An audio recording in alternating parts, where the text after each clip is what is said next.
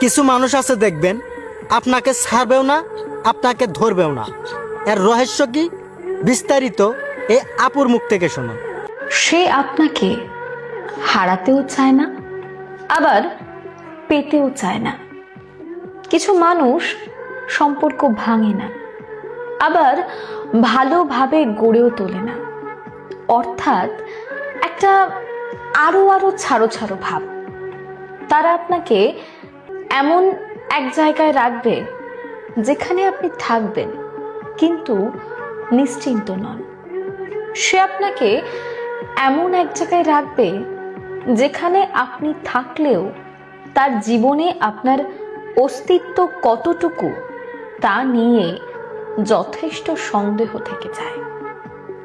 সে আপনার সাথে এমন ব্যবহার করে যার কারণে আপনি ভাবতে বাধ্য হন সে কি আদেও সম্পর্কটা রাখতে চাইছে, সে কি আদেও আপনাকে ভালোবাসে, নাকি আপনি শুধুমাত্র একটা অপশন। আপনার মনে হয় যদি সে আমাকে নাই চায় তাহলে ছেড়ে দেয় না কেন? কারণ সত্যিটা যে একটু জটিল। সে ক্ষতিতে ভয় পায়, প্রতিশ্রুতিতে নয়। আপনাকে হারানো তার জন্য কষ্টদায়ক, কিন্তু আপনাকে নেওয়া তার জন্য দাবি। তাই সে মাঝখানে আটকে থাকে। আপনি তার মানসিক ব্যাকআপ। সে জানে আপনি থাকলে তার একাকিত্ব, অপরাধবোধ, নিরাপত্তার অভাব সামলে যাবে, কিন্তু ভবিষ্যতের দায় সে নেবে না।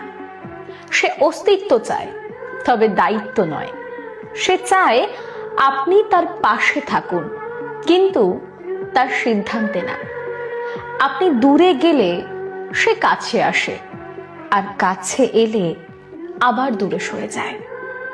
সে আপনাকে স্থির করে রাখে, কারণ আপনি নিরাপদ।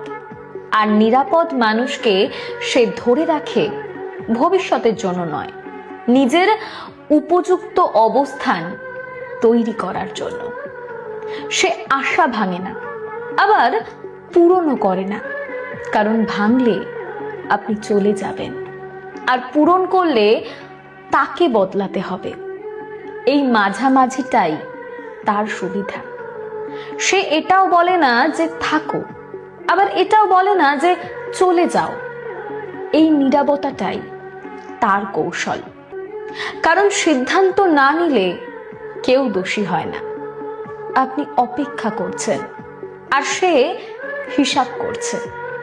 আপনি ভাবছেন অনুভূতি, সে ভাবছে সুবিধা। এই দুই জায়গায় দাঁড়িয়ে কখনো সম্পর্ক হয় না।